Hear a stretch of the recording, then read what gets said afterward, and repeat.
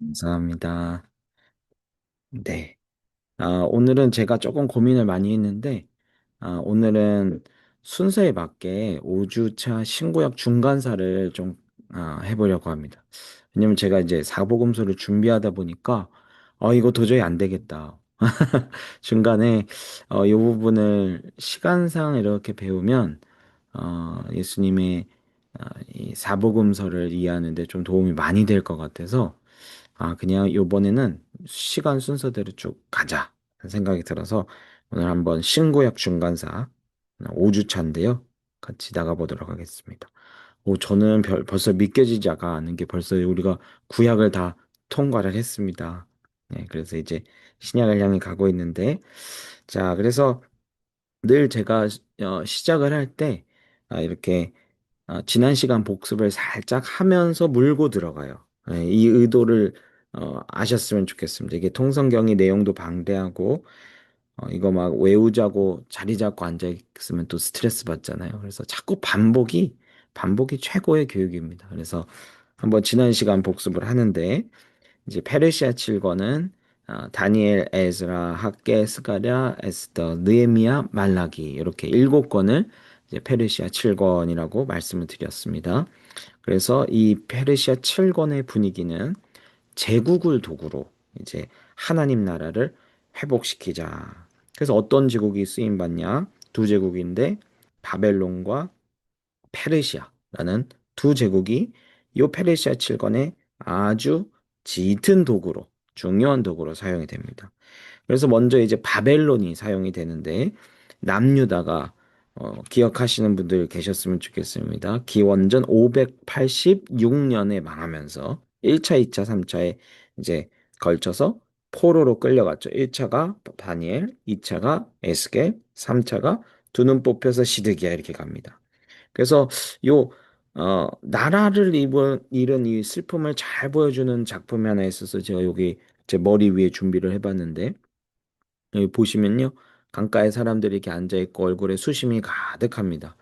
그래서 좌우에 이제 독일어로 글자가 적혀 있는데 이게 뭐냐면 시편 137편을 적어 놓고 있습니다. 우리가 바벨론의 여러 강변에 거기 앉아서 시온을 기억하며 울었도다. 그러면서 이 강가에 앉아서 시온을 그리워하며 울었던 그 시편 137편을 적어 놓고 있습니다. 자, 그래서 이게 바벨론 땅에 끌려가서 우리가 몇 년을 보냈죠? 70년을 이 사람들이 보냈습니다. 그러면서 징계 70년, 교육의 70년, 안식의 70년, 바벨론 연한의 70년. 이게 다 한 번 이렇게 말씀만 드려도 이해가 되실까요? 그래서 먹을 수 없는 무화과가 최상급 무화과가 될 수 있도록 하나님이 회복시키겠다. 너희들을 제사장 나라로 다시 한번 일으키겠다. 그렇게 약속을 하시고 이제 약속의 연한 70년을 예레미야가 편지로 써서 포로민에 있는 저 그발 강가에서 울고 있는 에스겔과 또 포로지에서 울고 있는 다니엘을 대상으로 계속 편지 쓰면서 너희들 70년 되면 돌아올 거야. 근데 정말로 70년이 다 끝나니까 바벨론이 내리막길을 걸면서 이제 새로운 제국이 등장하는데 그게 바로 페르시아였습니다. 페르시아의 고레스 왕, 사이러스 왕이 칙령을 딱 선포하면서 이제 유대인의 귀환이 시작되는데 이 사람들도 1차, 2차, 3차에 걸쳐서 돌아옵니다. 1차 그룹이 이제 수룹바벨과 대제사장 여호수아가 리더가 돼서 성전을 짓습니다. 성전 회복하죠. 2차 귀환은 에스라가 리더가 돼서 율법 회복 운동을 하고요. 그래서 그게 회개 운동까지 이어지는 거 우리가 봤습니다. 그래서 뭐 가정 또 안식일에 대해서 막 사람들이 울고 하나님의 말씀을 듣고 회개하는 그런 놀라운 리바이벌이 일어났고 3차에 걸쳐서 이제 느헤미야가 리더가 돼서 성벽을 회복하는 이야기. 그래서 왜 이렇게 스룹바벨과 에스라, 느헤미야는 이 페르시아의 최고위직에 있었으면서도 유대인들에게 존경을 받았는가? 이게 바로 이 바벨론 제국의 한복판에서도 제사장 나라를 세워가려는 하나님의 마음을 가진 리더들이었기 때문이다. 저는 그래서 이 사실 이 통성경을 이렇게 우리 어머니들이랑 같이 나누면서 제 기도하는 것 중에 하나는 지금 우리의 자녀의 세대가 사실 2세대거든요. 수룹바벨의 세대고, 에스더의 세대고, 에스라, 느헤미야의 세대예요. 미국의 한국이라는 정체성을 딱 넣고 먼 땅에 이렇게 왔어요. 그래서 이걸 위해 기도하세요. 아이들의 마음속에 하나님 나라에 대한, 제사장 나라에 대한 꿈이 생겨서 이 친구들이 미국에서 또 세계 각지에서 훌륭한 탁월한 리더로 전 세계의 가장 중요한 리더들과 함께 일하면서 동시에 이 나라 가운데 하나님 나라가 올 수 있는 그 제 포로지에서의 2세대들, 그 세대들이 우리의 자녀 가운데 일어나기를 예수 이름으로 축복하고 또 기도합니다. 하나님은 그렇게 써주실 거예요. 그런 비전을 가지고 우리 어머니들이 아이들에게 이런 하나님 나라의 비전, 하나님 나라의 이야기들을 이렇게 재미나게 심어주시는 것. 그걸 위해 지금 우리가 이렇게 하고 있다는 것입니다. 자, 그래서 우리가 지난 시간에 봤었던 내용이기도 하지만 5대 제국을 우리가 또 배웠어요. 5대 제국도 한번 외워보죠. 첫 번째가 아수르, 아시리아라고도 합니다. 그리고 두 번째가 바벨론, 세 번째가 페르시아. 페르시아를 이제 어, 한자로 바꾸면 바사입니다. 바사. 그게. 그래서 이제 성경에 바사 왕 이러면 이게 어느 왕이야? 근데 페르시아 왕입니다. 페르시아 왕. 그리고 헬라, 또 그리스라고 말하기도 하고 로마 이렇게 말하는데 이 5대 제국을 이제 우리가 함께 쫙 훑어봤습니다. 이제 아수르는 한 300년 동안 이제 유지가 됐던 제국인데 한 200년 정도 지났을 때 우리가 722년 북이스라엘을 쳐들어와 가지고 북이스라엘을 멸망시키고 흩어버렸습니다. 그래서 이제 사마리아인이 생겼다고 했죠. 그 다음에 이제 출현한 제국이 바로 바벨론인데 이 남은 남유다가 이 기원 전 586년에 유다가 이 바벨론의 손에 멸망을 당합니다. 그래서 이제 바벨론이 한 90년 정도 유지가 됐던 제국인데 이제 한 20년 정도 됐을 때 이렇게 쳐들어와 가지고 포로기로 한 70년의 생활을 보내죠. 그래서 이제 남유다의 줄을 제가 끊어 놓은 겁니다. 흰색을. 어, 그래서 요 징계 70년, 교육의 70년, 안식의 70년, 바벨론 연한의 70년이 딱 마치고 이제 최상급 무화과 나무가 되어서 돌아왔습니다. 언제? 바로 페르시아 때. 페르시아의 사이러스 왕, 고레스 왕이 칙령을 발표하면서 각 나라 민족은 각자의 나라 땅으로 돌아가라 해서 유대인들이 1차에 거쳐, 2차에 거쳐, 3차에 거쳐서 돌아오는데 자, 1차가 수룹바벨 그리고 제사장 여호수아 와가지고 성전을 회복시키고 그렇죠? 계속 반복합니다. 반복하면 이제 귀가 닳도록 들으니까 이제 점점점 외워지기 시작해요. 2차에는 에스라가 와서 율법을 회복했다. 3차는 느헤미가 와서 성벽을 회복했다. 그래서 이제 구약 성경이 이제 마무리가 됩니다. 말라기로 마무리가 돼요. 그래서 이제 구약의 마지막 책이 바로 말라기라는 책인데 이 말라기라는 책이 사실은 페르시아 제국의 마지막 단계 이렇게 고기를 배경을 하고 있거든요. 근데 저희가 오늘 왜 요 제국을 배우냐면 이제 문제가 뭐냐면 말라기 구약 성경 맨 마지막 말라기는 배경이 페르시아예요. 근데 신약으로 딱 한 장만 넘어가면 마태복음 1장 1절은 배경이 어디냐면 바로 이 로마 제국, 로마 제국을 배경으로 하고 있거든요. 그러니까 요 사이에 지금 제국이 바뀌어 버려요. 근데 성경에 그 얘기가 없으니까 이제 이게 도대체 무슨 일인가? 사람들이 다 이해하지 못한 채 신약에 가니까 이제 막 신약에서 팍팍팍 나오는 뭐 사두개인, 바리새인 뭐 이런 얘기들이 너무나도 낯선 겁니다. 자, 그래서 요 사이에 무슨 일이 있었는가? 오늘은 좀 성경에 나오진 않았지만 세계 역사에 나온 이야기를 이렇게 재미난 역사 얘기 듣듯이 이렇게 들으시면서 한번 하나님이 요 사이에 어떤 일을 하셨는가 우리가 좀 그거를 배워보려고 합니다. 자, 우선 다시 페르시아로 돌아오십시오. 페르시아로. 그래서 이제 1차, 2차, 3차 귀환이 있었죠. 그렇죠? 그래서 1차 때 또 합니다. 스룹바벨과 대제사장 여호수아가 와서 성전을 회복시킨다. 근데 누가 방해를 했죠? 사마리아인들이 방해를 했어요. 그래서 몇 년간의 성전 건축이 중단되냐면 16년간 성전 건축이 중단됩니다. 그래서 요때 이제 16년간 멈춘 성전 건축을 하나님이 다시 해봐 독려하시려고 두 명의 선지자를 보냈는데 요 선지자들이 바로 학개와 요즘 새벽 기도에서 나오고 있는 스가랴였습니다. 스가랴. 그래서 이 1차 기환 그리고 이제 두 번째 에스라가 2차 기환할 때까지 요 사이가 약 80년의 시간이 있는데요.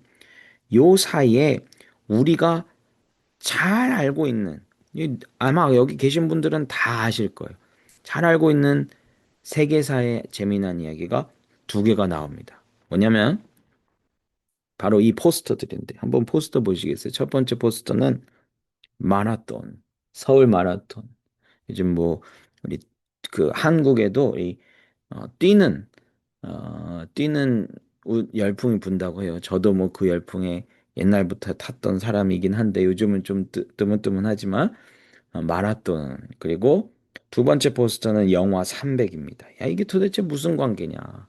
이 페르시아 때 1차 기한과 2차 기한 요 사이에 이런 일들이 있었다는데 도대체 무슨 일인가? 한번 살펴보겠습니다. 자, 지금 첫 번째가 마라톤인데요. 마라톤. 자, 마라톤이 요 1차 기한과 2차 기한이 있었던 80년 사이에 일어났던 일입니다.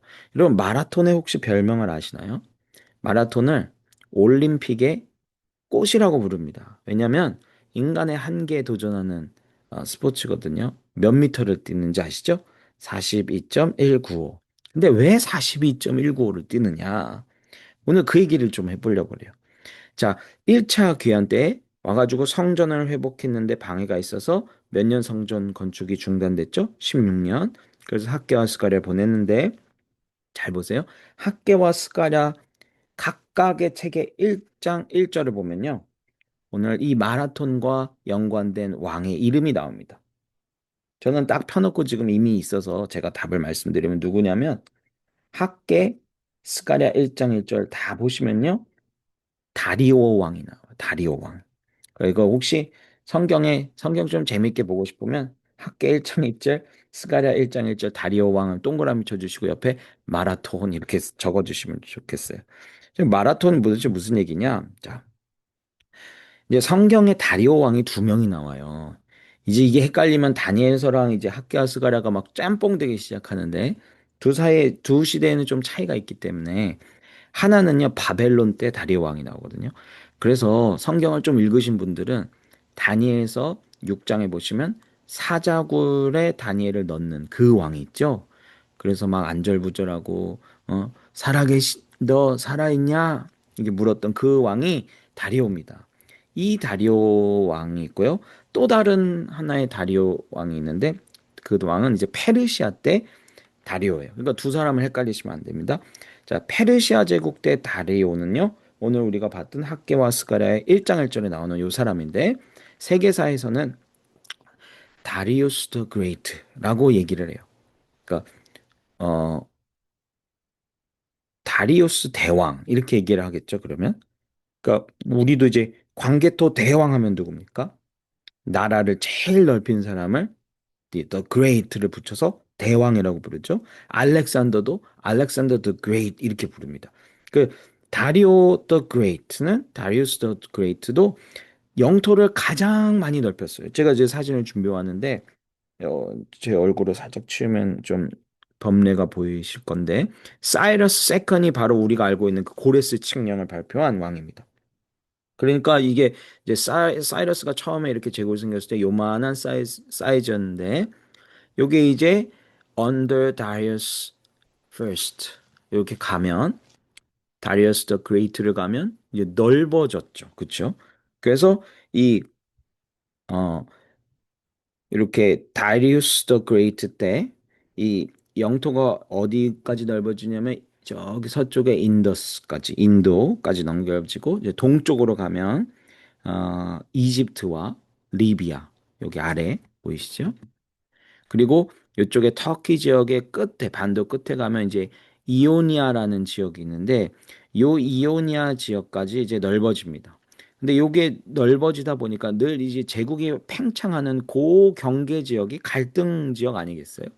그러니까 이제 여기서 갈등이 일어나는데 요 터키 지역 요 끝에 있는 이오니아 요 지역에 반란이 일어납니다. 이 지역이 이제 그리스 요쪽 반도와 가깝다 보니까 그리스와 같이 교류하는 지역이었는데 이오니아 지역에 있었던 이 반란을 이 그리스가 지원을 하면서 이제 그리스라는 도시국가들 연맹과 페르시아 제국이 서로 전쟁을 하게 됩니다. 그러니까 그리스와 페르시아 사이에 첫 번째 일어난 전쟁이다. 그래서 이제 세계사에서는 제1차 그리스 페르시아 전쟁 이렇게 얘기를 하죠.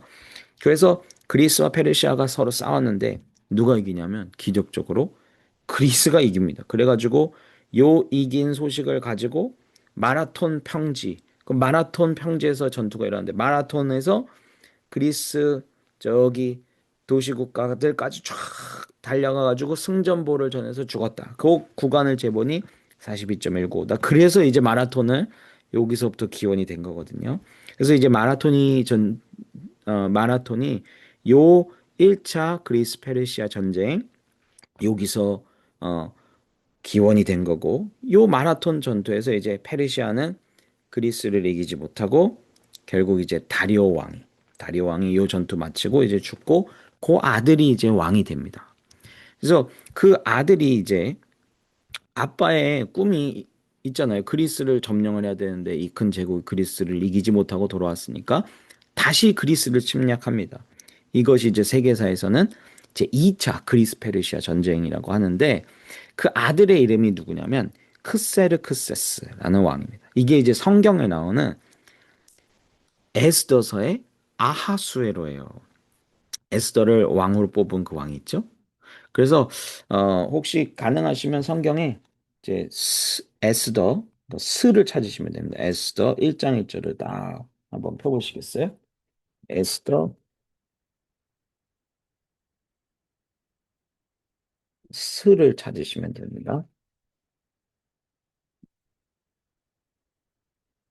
1장 1절을 딱 펴보시면 그게 아하수에로가 딱 나오실 거예요. 그러면 그 왕데스에서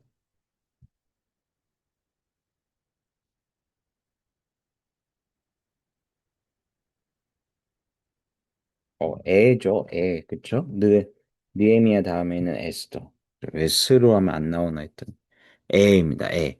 에스더서의 1장 1절에 보시면 아하수에로 왕 때, 그러면서 이제 배경이 나오는데 이 왕이 바로 크세르크세스인데 여기 이제 영화 300 이렇게 적어주시면 됩니다. 어, 요 왕이 이제 에스더를 왕으로 삼은 요 일도 사실 1차 포로기한과 2차 포로기한 요 사이 80년에 일어난 이야기입니다. 이제 이 크세르크세스가 성경에서 말하는 이제 에스더의 남편 왕인데 이 왕이 이제 그리스를 침략한 얘기 다시 아빠의 꿈을 이루려고 거기 그리스를 침략한 얘기가 바로 우리가 잘 알고 있는 그 영화 300입니다. 300. 그 영화 300을 이제 세계사에서는 테르모필라의 전투라고 이제 얘기를 하는데요.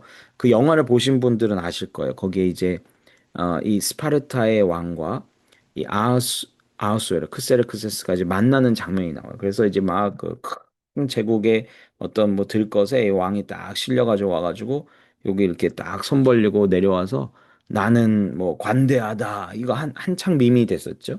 그 왕이 바로 우리가 알고 있는 이 페르시아의 에스더의 남편이 되는 아하수에로입니다.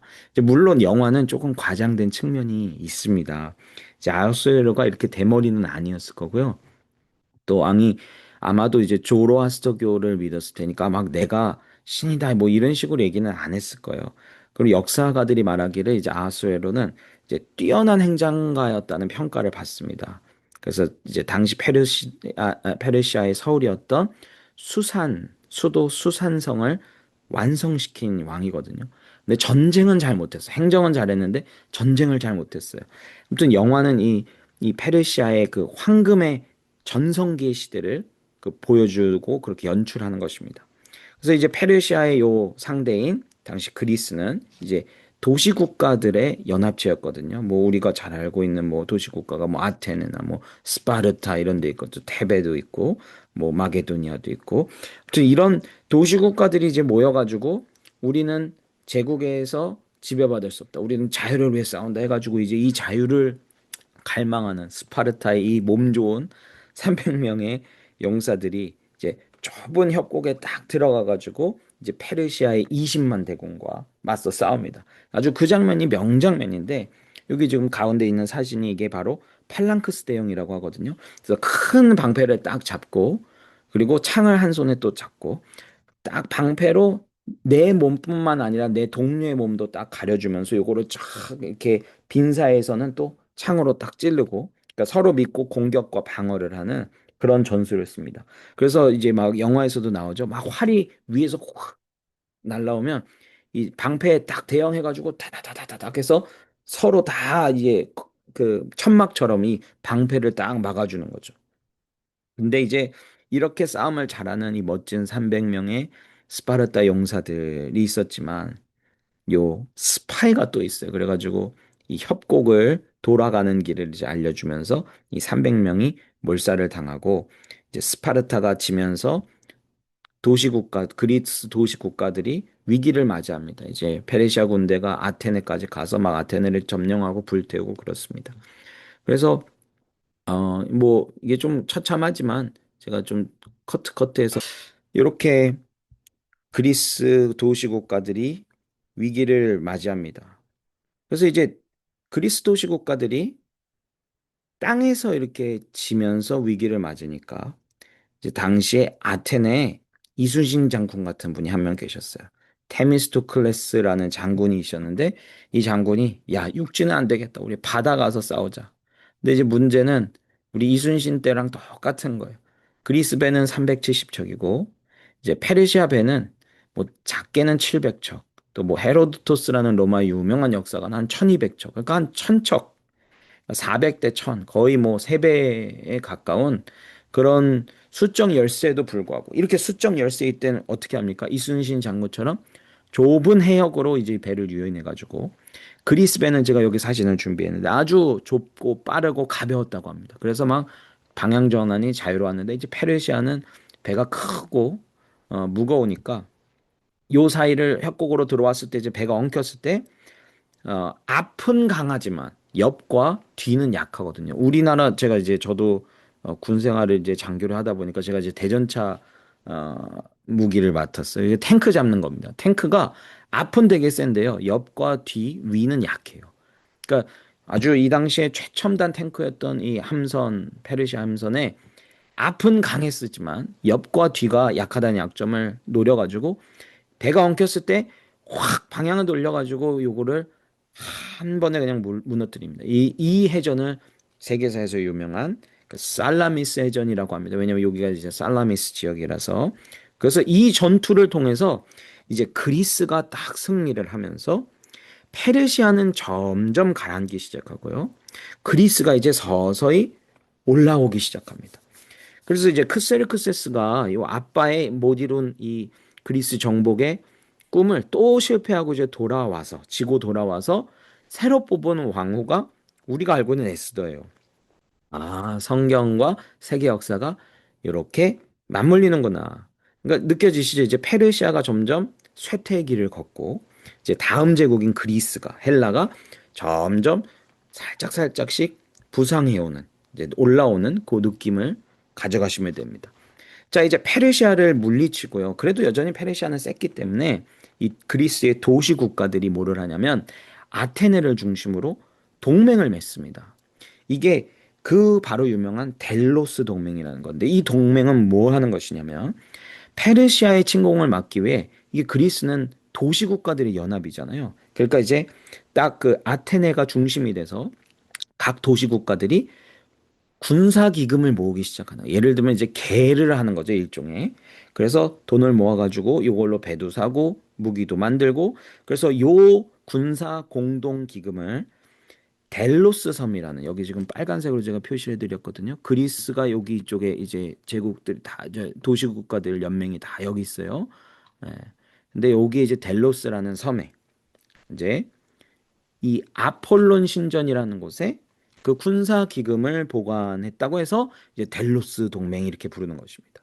자, 그럼 그때는 이스라엘 땅은 어땠냐? 이때는 이제 바로 이제 에스라를 중심으로 2차 포로 기한에서 막 율법 회복하고 있고 이제 약간 더 10년 정도 후에는 느헤미야가 이제 또 돌아와서 3차 포로 기한이 일어나면서 이제 성벽 막 재건하고 있을 때예요. 근데 이제 지금은 막 그리스가 막 페르시아를 막기 바쁘니까 아직 뭐 그리스가 이제 이스라엘의 역사에 등장하지는 않습니다. 그렇지만 요런 일들이 지금 이렇게 벌어지고 있습니다. 이 위쪽에. 근데 이렇게 벌어지면서 아테네가 점점 힘이 세져요. 그러면서 이 기원전 454년에 이 델로스에 갖다 놨던 금고를 아테네로 옮겨버립니다. 자, 이러면 무슨 일이 생기냐?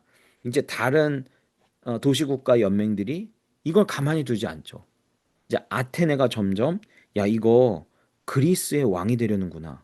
이제 반발하면서 이 반발에 아주 그 깃발을 들고 일어나는 사람들이 또 우리가 잘 알고 있는 스파르타 사람들입니다. 그래서 아테네가 왕이 되려고 한다. 이거 막아야 된다. 하면서 아테네에 대항하는 또 동맹을 하나 만드는데 그게 바로 펠로폰네소스 동맹입니다.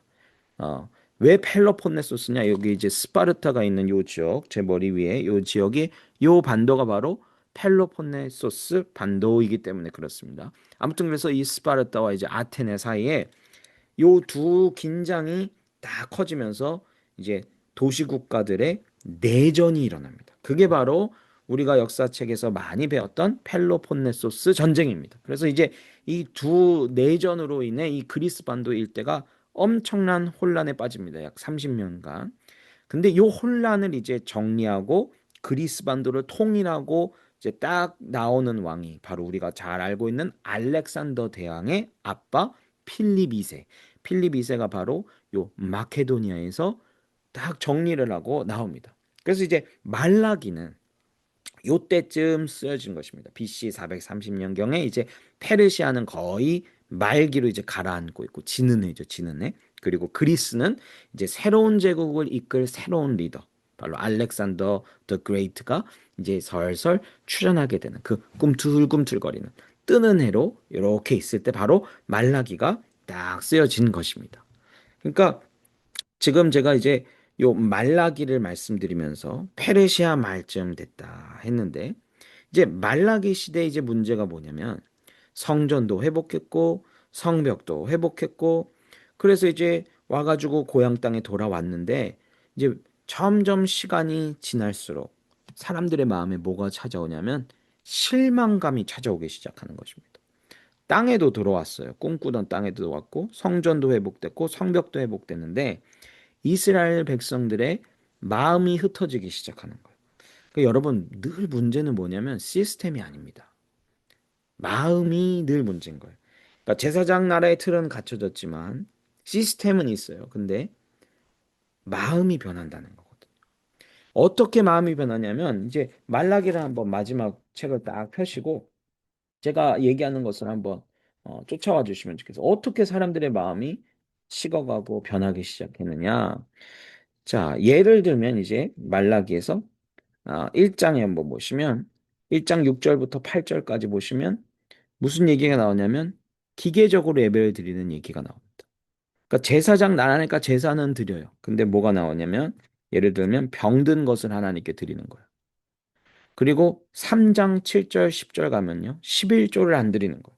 하나님이 뭐라고 하셔요? 야, 너희가 언제 하나님의 것을 도둑질했습니까? 너희가 나에게 물었지. 근데 너희가 도둑질하는 거야. 그렇게 말씀하시는 거예요. 그러면서 하나님이 너무 답답하시니까 너희가 11조를 드려봐라. 그래서 너희 창고 곳간에 복이 넘치나 넘치지 않나 나를 테스트해봐라. 그러면서 하나님이 예배할 때 희생하지 않는 거. 그러니까 예배는 희생이거든요. sacrifice입니다. 그러니까 희생이 없는 예배, 부담이 없는 예배. 사실 이게 오늘날 우리에게도 적용되는 얘기 아닙니까? 예배는 드려요. 주일이라 예배는 드리러 오는데 기계적으로 왔다 갔다. 봉사하고 헌신하는데 마음은 떠난 거예요. 희생이 없는 거예요. 그런 예배를 드리고 있는 게 이게 지금 말라기에 빈 껍데기 제사장 되는 거죠. 또 무슨 문제가 있냐면 뭐 또 예를 들면 가령 약속을 좀 가볍게 여기는 거. 자, 말라기 2장에 보시면 말라기 2장 16절에 보시면 예를 들면 이제 뭐 결혼을 하고 남성들이 무책임하게 여성을 버리고 이혼을 하는 거예요. 자, 그래서 이혼이 무조건 죄는 아닙니다. 성경은요, 생명의 위협을 받는 그런 결혼은 유지하지 않는 게 맞아요. 성경은 생명이 가장 우선입니다. 그러니까 뭐 심각한 구타라든지 생명의 위기가 있다든지 아니면 생계를 책임지지 않는다든지. 그래서 생명의 위협을 받는 상황이면 생명의 우선인 게 바로 성서가 말하는 윤리입니다. 근데 이제 말라기 때 이때 말하는 이제 이혼은 뭐냐면 남성이 당시 이혼을 하면요 같이 결혼했던 여성은 생계 수단이 끊겼거든요. 그러니까 이혼하면 여성은 사실상 경제적으로 죽는 거나 다름이 없었습니다. 뭐 오늘날도 그게 쉬운 문제는 아니지만 그래서 이혼을 학대와 같은 선상에 놓고 하나님은 이혼과 학대하는 것을 같이 나는 싫어한다. 이렇게 얘기를 하시는 거예요. 그러니까 인간들 사이에 지켜야 되는 약속들, 그리고 인간과 하나님 사이에 지켜야 되는 약속들이 마음이 떠나니까 설설 이제 식어가기 시작하는 겁니다. 그래서 뭐 이방 여인과 결혼하지 말라고 했는데 또 그렇게 결혼하고 또 그 우상 숭배하는 게 말라기 2장 11절에 또 나옵니다. 자, 마음이 변한 결정적인 부분이 어디 나오냐면 이거는 좀 그 밑줄을 그어 놓으시면 좋은데 제가 저번에 한번 그어 달라고 부탁을 드렸을 거예요. 말라기 1장 2절 거기 물어보시면 여호와께서 이르시되 내가 너희를 사랑하였노라 하나 너희는 이르기를 주께서 어떻게 우리를 사랑하셨나이까 하는도다. 그러니까 이스라엘 사람들의 마음에 하나님이 우리를 사랑하시긴 했나요? 사랑하셨는데 언제 사랑했나요? 하면서 막 따지는 거예요. 그러니까 하나님이 답답하시죠. 내가 너희를 사랑하지. 근데 내가 이제는 이거를 말로 보여주지 않을 거야. 말로 보여주지 않고 내가 행동으로 너희에게 직접 갈게.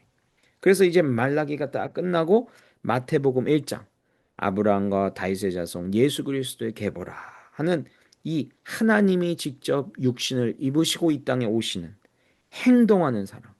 바로 이게 로마 제국의 마태복음 1장에 있는 얘기인데 이 페르시아와 로마 사이에 요 중간에 이 시간이 바로 중간사 400년이다. 이 400년에 하나님이 침묵하는 것 같은 기간. 그래서 침묵기 400년이라고도 배웁니다.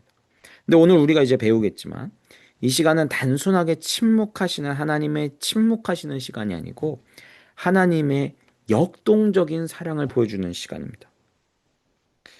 그러니까 우리가 하나님이 우리의 기도에 침묵한다고 느끼실 때는 한번 환경을 잘 보세요. 그리고 하나님이 오히려 더 큰 브레이크스루를 준비하고 계실 수도 있습니다. 어, 나사로가 죽었을 때 예수님이 의도적으로 늦게 가시거든요. 2, 3일을. 그래서 사람들이 실망했습니다. 성경을 읽어보면 마리아와 마르다가 상처를 입은 것을 보게 돼요. 예수님이 오시는데 안 나옵니다. 그리고 예수님께 불평하죠. 예수님이 좀 더 빨리 오셨더라면 내 오라버니가 살겠나이다. 여러분, 더 큰 브레이크스루, 더 큰 미러클을 위해 예수님은 그렇게 때로는 지연하시고 기다리신다는 것. 그러니까 하나님이 우리 기도에 응답하지 않으신 것 같을 때 어쩌면 그 응답 뒤에는 나사로가 죽은 지 3일 만에 부활한 것처럼 하나님의 강력한 역사가 그러니까 어떻게 보면 우리에게 더 강력하게 말씀하시려고 그 시간들을 지연케 하시고 준비케 하시는 그런 때가 있다는 것. 바로 그게 그 중간사 400년, 침묵기 400년이 아닌가 그런 생각을 한번 해보게 됩니다. 자, 그래서 하나님 그러면 어떤 일을 하셨나? 요 침묵하는 시간들 사이에 세 가지의 큰 일들을 하셨는데, 자, 이제 바벨론으로 유대인들이 끌려가면서 성전이 파괴되면서 성전 중심의 신앙이 이제 딱 멈추게 되죠. 성전이 파괴되니까 제사 드릴 곳이 없어요. 근데 이게 이제 바벨론으로 다 뿔뿔이 흩어지면서 요 기능이 어디로 가냐면 이제 회당으로 옮겨옵니다. 제가 지금 사진으로 가져온 게 이제 예수님 시대 가버나움 회당일 거예요. 이게 제가 간 기억이 있는데 요 가버나움 회당 옆에 이제 베드로 장로의 집터가 있습니다. 예수님이 열병을 고쳐주셨던 그 집터가 아직 잘 보관이 돼 있어요. 그 이렇게 요 회당이 뭐 하는 곳이냐면 이 회당은 이제 말씀을 가르치는 기능을 합니다. 그러니까 제사를 드리는 게 아니에요. 동물 데리고 와서 죽이거나 그런 불태우는 제단이 없습니다. 여기는 회당 맨 앞에는 토라가 보관되어 있고요. 요 토라를 중심으로 요거를 열고 스크롤로 톡톡톡톡 펴가지고 이제 사람들에게 말씀을 가르치는 거예요. 자, 그러면 이제 다 포로 시대로 이제 막 흩어졌는데 뭐 바벨론으로 뭐 이집트로 저기 주변 나라로 흩어지는데 몇 명이 모이면 회당을 세울 수 있느냐? 이게 굉장히 재미난 주제인데 자, 이거를 가지고 이제 유대인들이 랍비에게 찾아가서 묻습니다. 랍비님, 우리가 제사 드릴 수 없는데 어떻게 할까요? 회당을 세우고 싶은데 몇 명이면 회당을 세웁니까? 그럼 이제 랍비가 대답을 해주는 거예요. 민수기 14장 27절 보니까 정탐꾼 10명이 와서 가나안을 딱 보고하고 이상한 보고를 하거든요. 그러니까 이제 하나님이 그 보고한 10명을 질책하시면서 이런 말씀하십니다. 이 사람들은 악한 회중이다. 악한 무리다. 그래서 이제 랍비가 거기에 딱 착안해서, 10명이면 하나님이 회중, 무리라고 했으니까 회당으로 모이려면 최소한 10명이면 돼. 여러분, 이게 그 유대인들이 삶을 풀어가는 방향이에요. 내 삶에 문제가 있을 때 이걸 성경으로 갖고 와서 성경에 적용해서 어떻게 내 삶에 적용하고 문제를 풀어가느냐. 그러니까 랍비들이 엄청나게 똑똑하겠죠? 그냥 단순히 내용을 아는 것뿐만 아니라 이거를 갖다 와서, 갖고 끌어와서 삶에 적용할 수 있는 이런 답을 주는 것입니다. 그러니까 유대교를 공부하면 이런 질문과 그 앤서가 계속돼요. 이거를 리스판사라고 하거든요. 오늘날도 랍비들은 이 일을 계속합니다. 안식일에 일을 하지 말라는 게 어디까지입니까? 뭐 또 이제 추수할 때 밭 네 모퉁이 그 구퉁이를 남겨놓으라고 하는데 밭이 동그란 경우는 어떻게 할까요? 이런 거를 이제 성경을 끌고 와가지고 어떻게 하면 좋을지를 라바이들이 이제 얘기를 해주는 거예요. 이건 리스판스라고 오늘날도 계속 하고 있습니다. 아무튼 유대인 10명만 있으면 이제 회당이 세울 수 있게 됩니다. 그래서 바벨론 포로가 끝나서 이제 예루살렘으로 돌아와서 예루살렘 성전이 세워졌지만 여전히 이제 이 지중해 일대 지역에 회당이 존재할 수 있었던 것은 뭐냐면 이제 바벨론으로 이제 끌려갔다가 돌아온 유대인들이 사실은 10%밖에 안 돼요. 나머지는 다 디아스포라로 저기 바벨론에 또 페르시아에 이집트에 그리스 지중해 일대에 다 흩어져서 이제 거기서 직장 잡고 결혼하고 돈 벌고 먹고 살면서 대신 뭘 하냐? 이민교회처럼 회당을 중심으로 신앙생활하면서 말씀 공동체를 유지하고 있는 거예요. 그러니까 우리가 사실은 어떻게 보면 이 지금 다 이민 생활하시는 거잖아요. 이 이민교회가 바로 이 회당의 모델입니다. 예, 이 회당을 중심으로 같은 언어를 쓰면서 그것을 말씀을 배우면서 공동체를 유지하고 있다는 거. 자, 근데 이제 회당이 이렇게 생기면 어떤 일이 일어나면요. 이방인 선교가 시작됩니다. 유대인들과 같이 사는 요 주변 이웃들 중에 이방인들 중에 너네는 금요일 날 가서 뭐 먹네? 또 예배 드리네? 이제 유대교에 흥미를 보이는 사람들이 생기기 시작하는 거예요. 그래서 요 사람들이 나중에 이제 신약 성경에 보면 하나님 경외자라고 해서 God fear라고 등장합니다.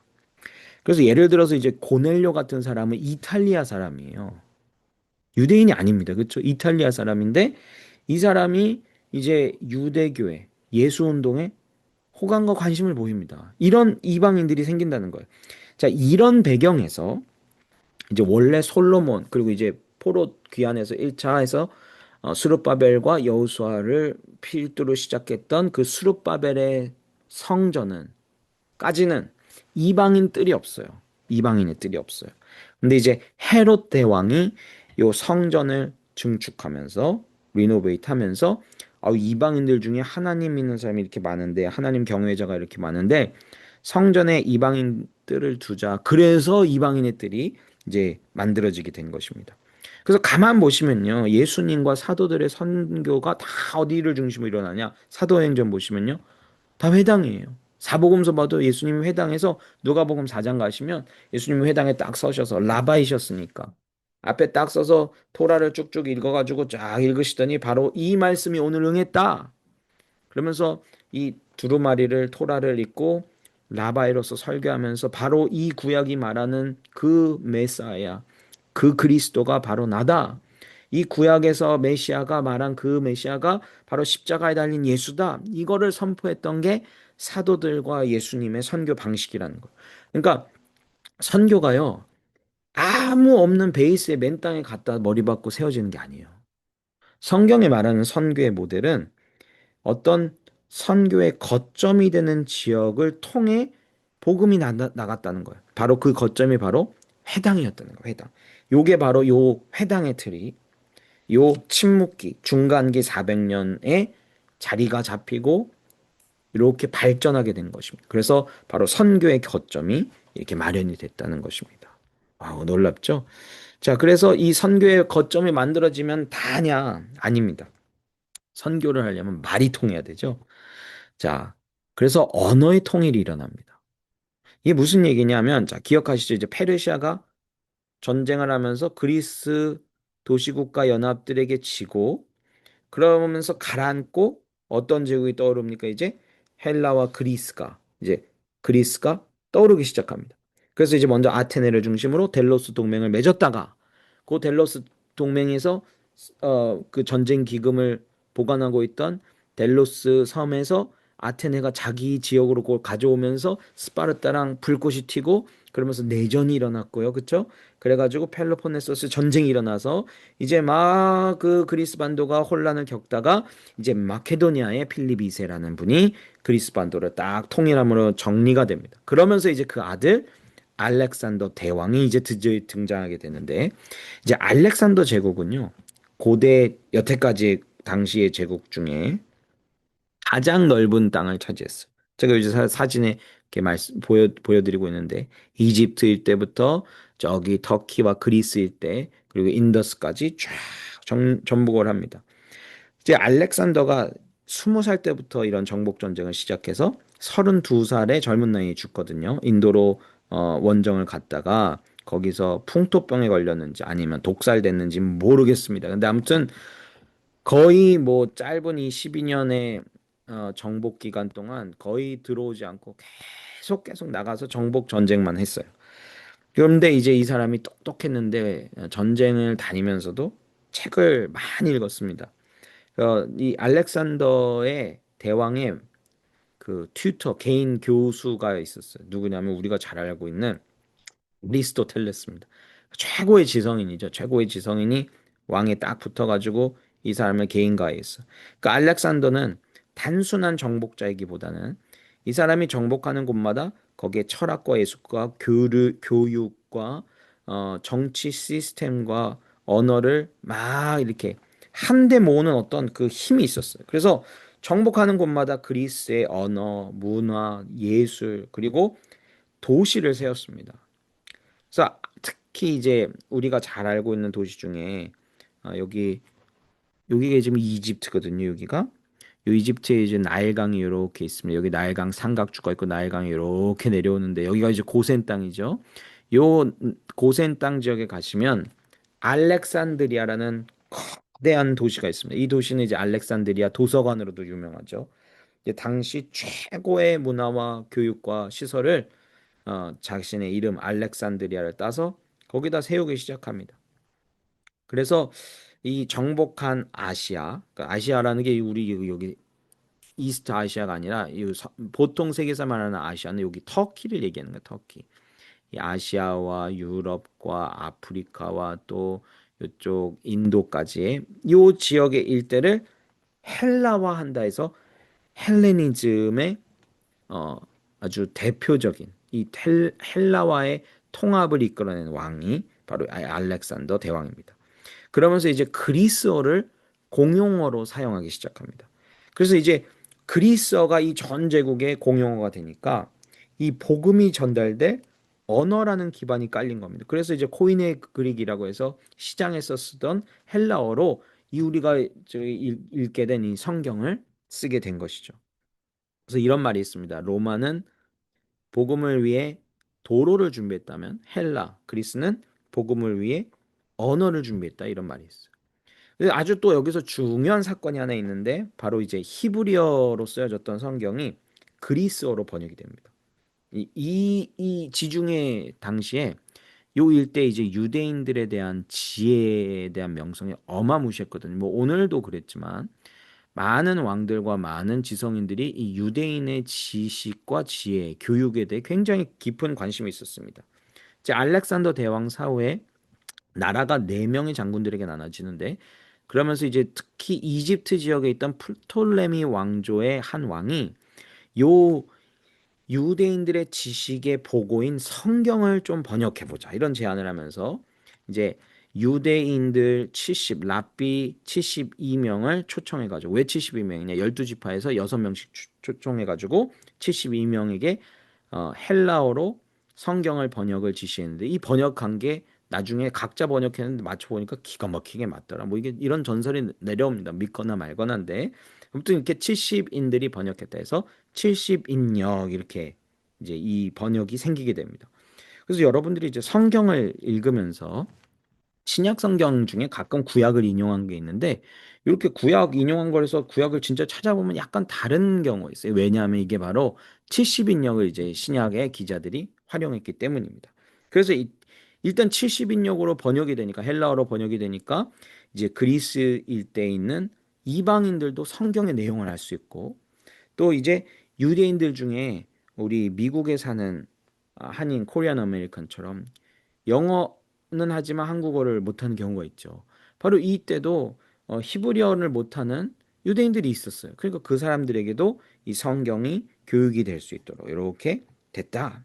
그래서 이렇게 고대 지중해 일대 모든 사람들에게 이제 성경이 노출되기 시작하는 것입니다. 그러니까 하나님은 이제 복음의 전달 수단인 언어, 헬라어, 그리스어와 그 복음의 컨텐츠인 성경을 준비하고 계신 것입니다.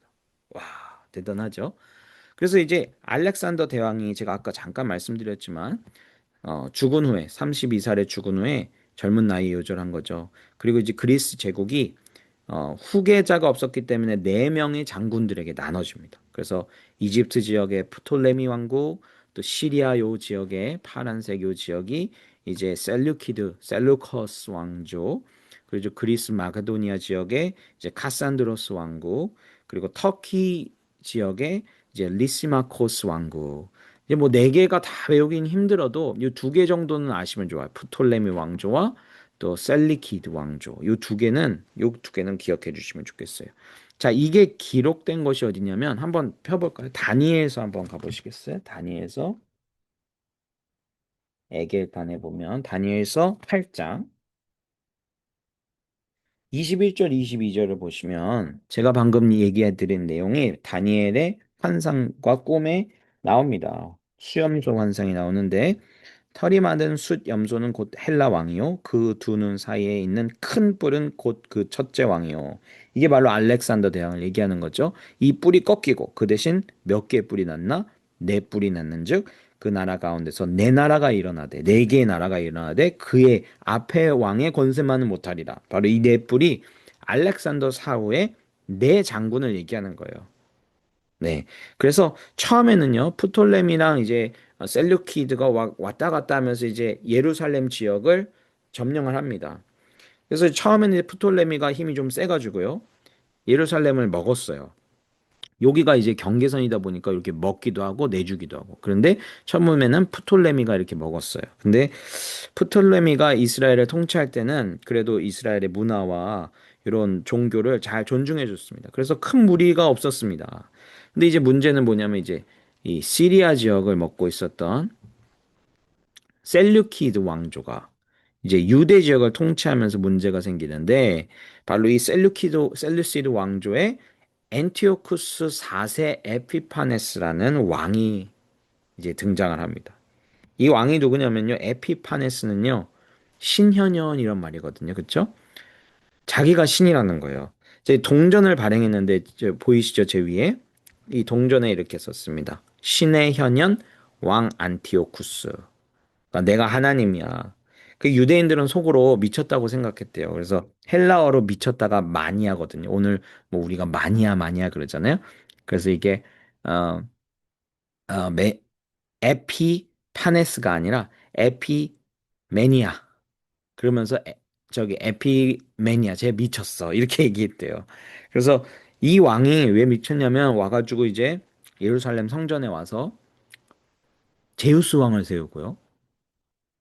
유대인들이 제일 불가를 생각하는 막 돼지 피를 성전에 뿌리고요. 안식일도 못 지키게 하는 거. 그럼 유대인들이 가만히 있겠습니까? 이제 들고 일어난 겁니다. 그래서 들고 일어났던 그 유명한 혁명이 바로 마카비 혁명이에요. 마카비 혁명.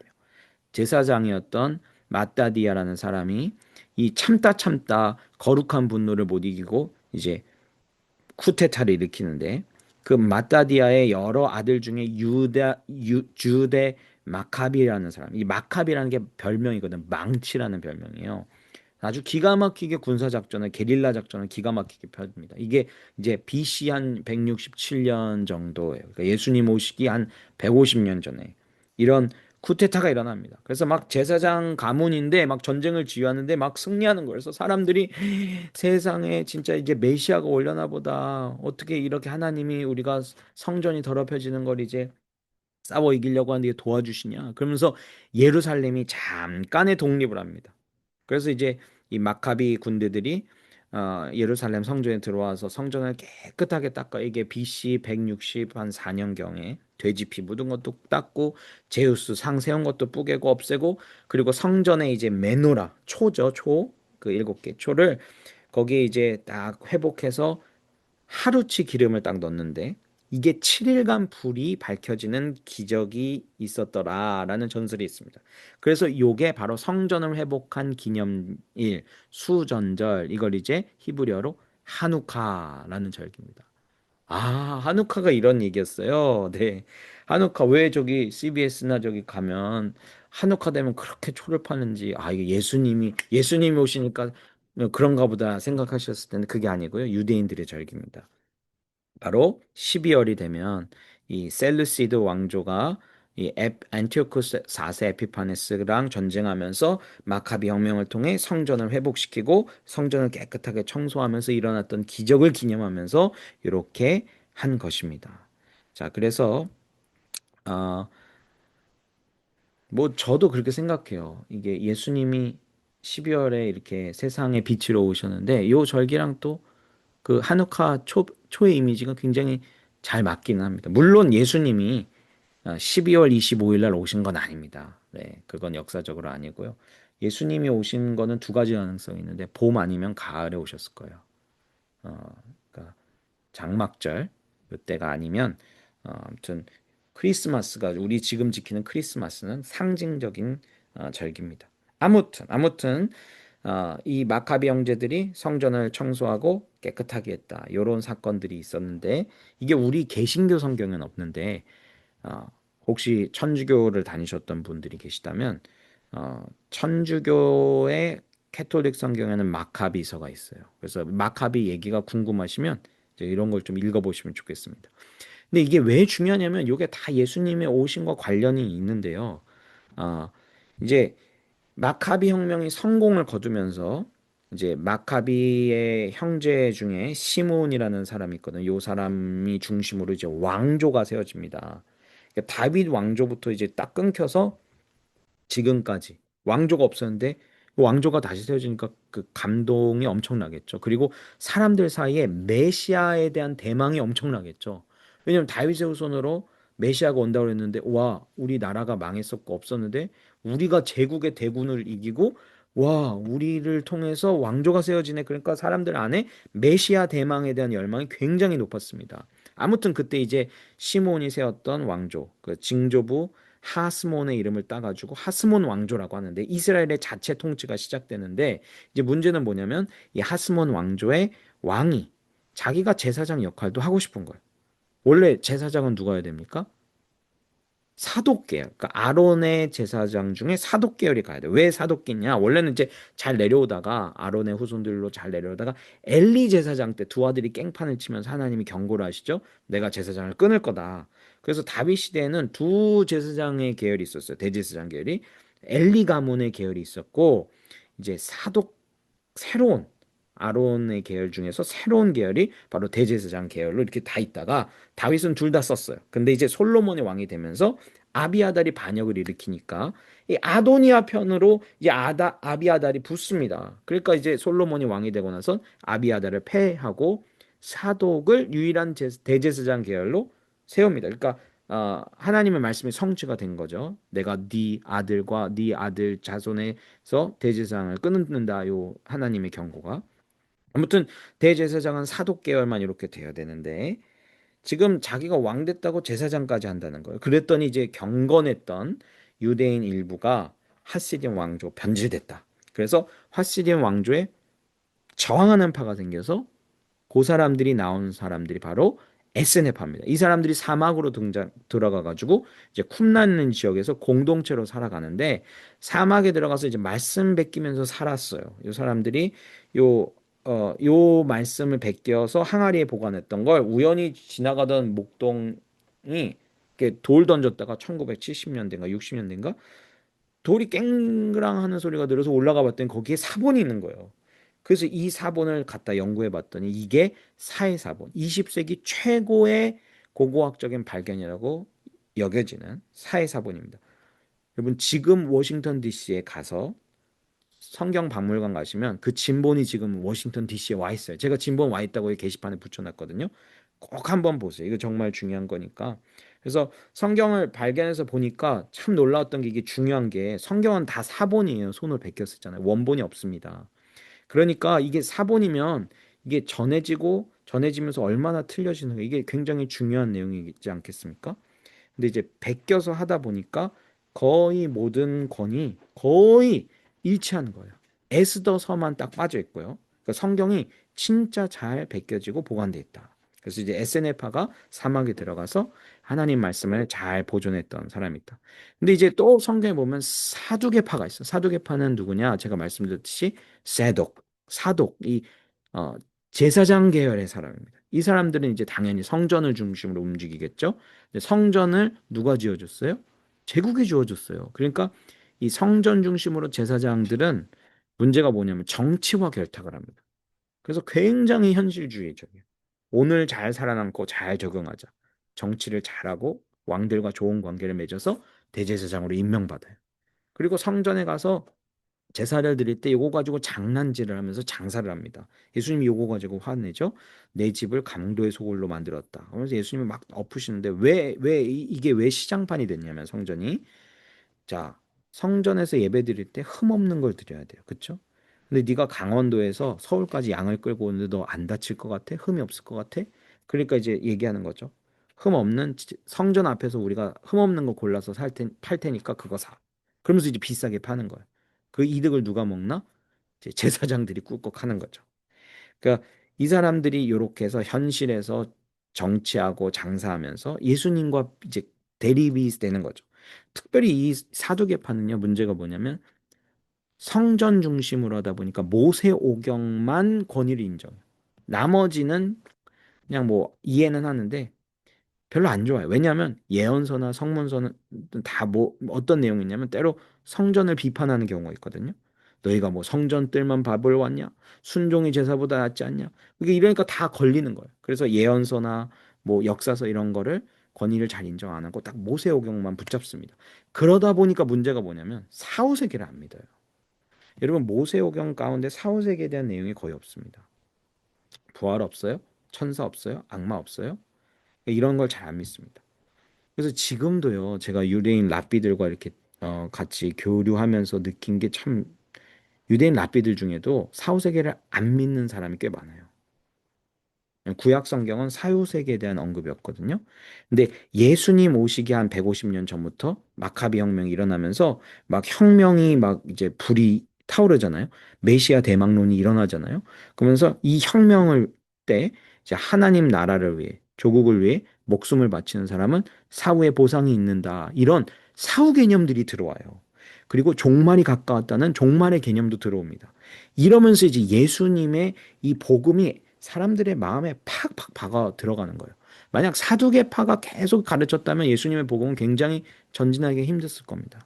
자, 아무튼 그러면 이제 바리새파는 뭐냐 그러면 바리새파는 이제 경건한 사람들인데 이제 예수님이 많이 비판하셔서 그렇지 사실 굉장히 존경받는 지도자들이었어요. 그래서 이 사람들은 이제 성전을 중심으로 한 엘리트 중심의 사두개파와 달리 이제 평범한 평신도, 마을의 회당을 중심으로 말씀을 가르치고 해석해 주는 사람. 이 바리새파의 이제 차이는 뭐냐면 사두개와 사후세계와 영적 세계를 믿어요. 그러니까 이제 바울이 나중에 선교할 때 나는 바리새파인데 내가 부활을 주장해서 내가 이렇게 고난을 받는다 해서 사두개랑 바리새랑 논쟁을 싸움을 붙여가지고 그 사이를 싹 빠져나오죠.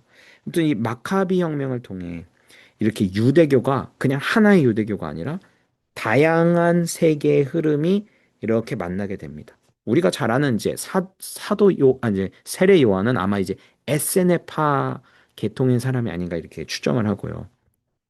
이 사두개와 바리새는 신학적으로 완전히 반대인데 예수님을 반대하고 죽이는 데는 하나가 됩니다. 그렇죠?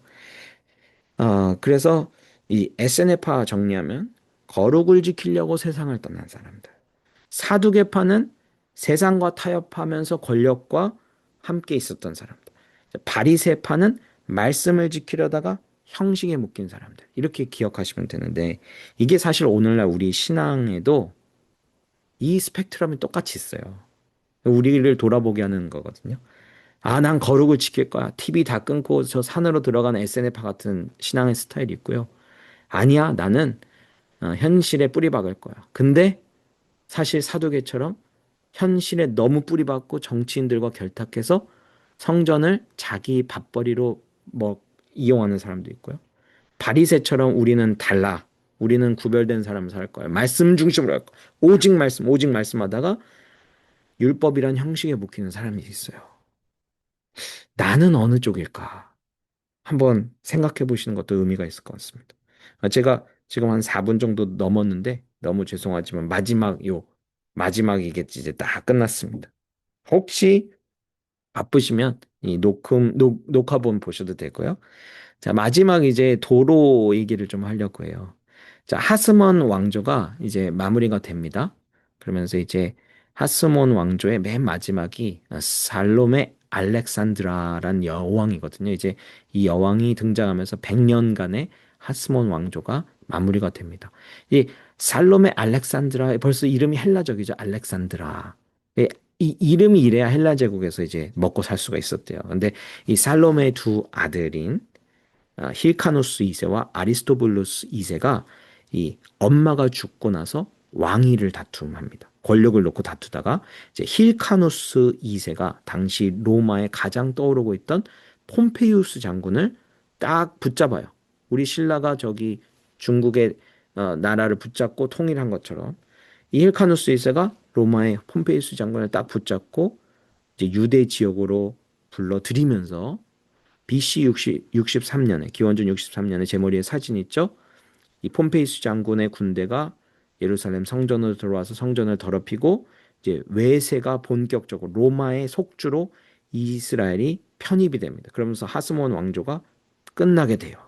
그러면서 이제 로마 제국이 이스라엘 땅을 본격적으로 통치합니다. 그래서 이 힐카누스 2세 때 이렇게 로마의 제국이 딱 들어왔을 때 이때 아주 정치적으로 사바사바하면서 그 힐카누스 옆에 딱 붙어서 있었던 오른팔이 헤롯 안티파터라는 사람이에요. 근데 이 헤롯 안티파터가 우리가 잘 알고 있는 헤롯 더 그레이트, 헤롯 대왕. 예수님 태어나실 때 두세 2세 이하는 다 죽이라고 명령했던 그 헤롯 대왕의 아버지입니다. 그래서 헤롯 안티파터가 힐카누스 2세 옆에서 아부하면서 로마에게 일을 하면서 로마의 눈에 들어서 유대 행정관리로 임명이 돼요. 그래서 자기 아들의 정치적인 기반을 딱 잘 닦아두고 독사를 당합니다. 그래서 그 아들인 헤롯 대왕이 로마의 황제 인준을 받아서 이제 유대 지역의 왕이 됩니다. 그러니까 저도 이제 목회하면서 보면요, 정치적인 사람들은요, 그렇게 자기 자녀들을 어떻게 좀 그 자리에 좀 꽂아 넣으려고 하더라고요. 그게 참 슬픈 얘기인데, 목회에서도 그렇고, 뭐, 참, 그래요. 이 정치적인 사람들은 자신의 아들들, 또 자신의 이 처세를 다른 그 큰 힘에 의지해서 어디 하나 뭐 자리 없나? 그런 거 있으면 그거. 아무튼 헤롯은 이 같은 그 막 손을 잘 비비는 분이셨어요. 이 헤롯 가문은요. 그래서 이제 헤롯 아들 헤롯 대왕이 이제 유대 왕이 되면서 이제 유대를 안정을 시키기 시작합니다. 사실 이 헤롯 대왕은 이제 출신이 이두메 출신이에요. 이두메가 어디냐면 유대 아래 에돔 지역, 에돔이 이두메거든요. 이 에돔 사람인데 이 출신의 약점 때문에 유대인들을 통치하려니까 유대인들이 말을 들어야죠. 그러니까 유대인들이 좀 자기에게 호감을 갖게 하려고 하스몬 왕조의 공주랑도 결혼을 해요. 그래서 정통성을 확보합니다. 그리고 유대인들이 뭘 좋아하나 봤더니 성전을 좋아하는 거예요. 그러니까 성전을 이제 리노베이션을 해줍니다. 그래서 헤롯 성전이 새로 세워진 게 아니라 기존의 스룹바벨 성전이 증축되고 확장돼서 헤롯 성전으로 재건축됐는데 요 재건축된 것을 예수님이 보셨어요. 예수님 때 보신 게. 그리고 지금 예루살렘에 가시면 남아있는 통곡의 벽이 바로 헤롯이 증축한 벽입니다. 그래서 아무튼 이 헤롯 대왕은요, 이렇게 유대인들을 싸바싸바하면서 이 사람들을 잘 통치하려고 하면서 동시에 굉장히 질투가 많고 시기가 많았어요. 그래서 나중에 우리가 잘 알죠. 동방 박사들이 찾아와가지고 유대 왕이 났다고 하니까 유대 왕은 난데 로마의 우리 아빠 헤롯 안티파터가 그렇게 손바닥 비벼가지고 내가 이렇게 유대 왕이 됐는데 또 유대 왕이 났다고? 그래서 2세 이하의 영혼 다 죽이라는 살해 명령을 한 게 바로 그 아들 헤롯 대왕이었고요. 그리고 이렇게 살해 명령을 내리고요. 얼마 안 있다 죽습니다. 그래서 헤롯 대왕 사후에 세 명의 헤롯 대왕의 아들이 유대 지역을 나눠서 통치하는데 제가 여기에 그림을 갖고 왔어요. 자, 헤롯 아킬레오라는 사람이 요 유다와 사마리아 지역을 이제 다스렸고요. 이게 마태복음 2장 20절에 넘어가시면요. 마태복음 2장 20절에 뭐가 나오냐면 이제 아켈레오가 그 아버지의 헤롯을 이어서 유대의 임금됨을 듣고 이집트로 피난 갔던 요셉과 마리아와 예수님의 가족이 다시 돌아가기를 무서워한다는 내용이 나와요. 그러니까 헤롯의 아들이 요 지역을 다스리고 있었어요. 근데 이 헤롯의 아들 아킬레오가 굉장히 정치를 잘 못했어요. 폭군이었습니다. 그래서 막 6월절에 뭐 유대인들 성전 3천 명 죽이고 막 그랬어요. 그러니까 예수님의 아빠가 저 폭군 아켈레오 있을 때 돌아가면 죽겠구나. 그래서 위에 갈릴리 지역 나사렛으로 가게 됩니다. 네, 그래서 가게 되는 거예요.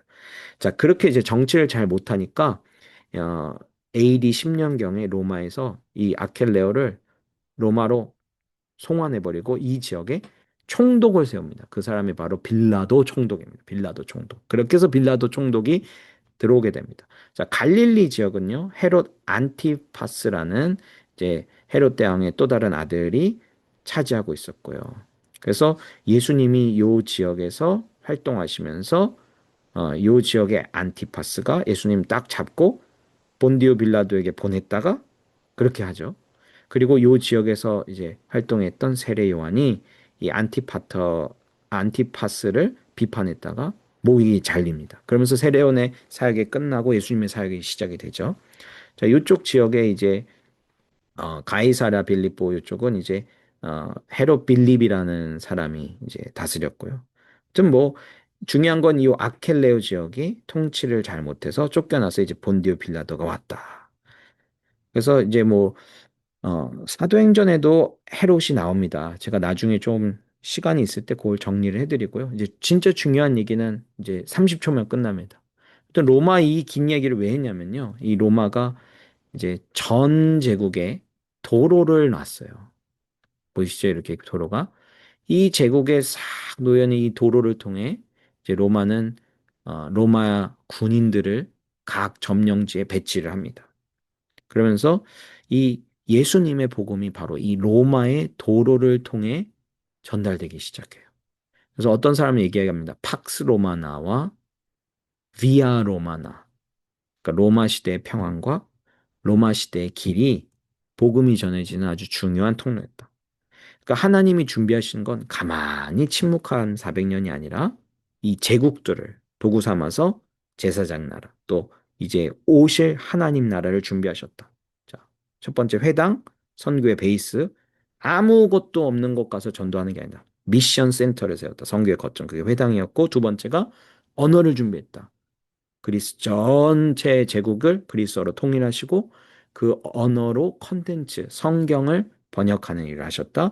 세 번째, 로마 제국을 통해 온 도로, 복음이 전해질 도로를 준비하셔서 선교의 통로를 마련하셨다.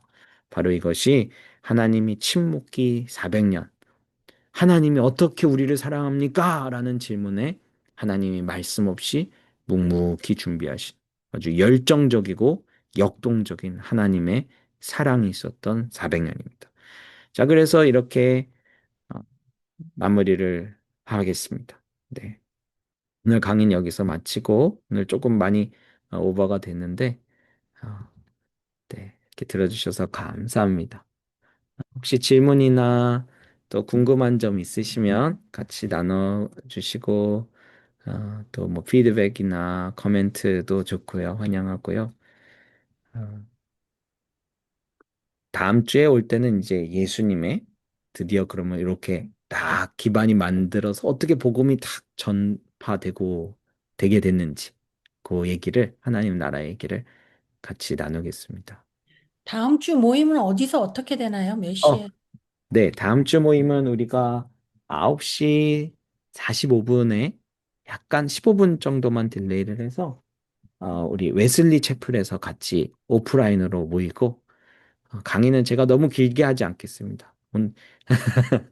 네, 잘 요약하고 잘 준비해서 10시 반 언저리에 끝날 수 있게 하려고 합니다.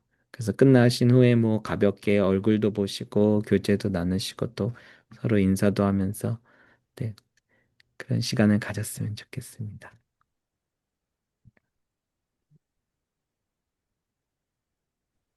저 그럼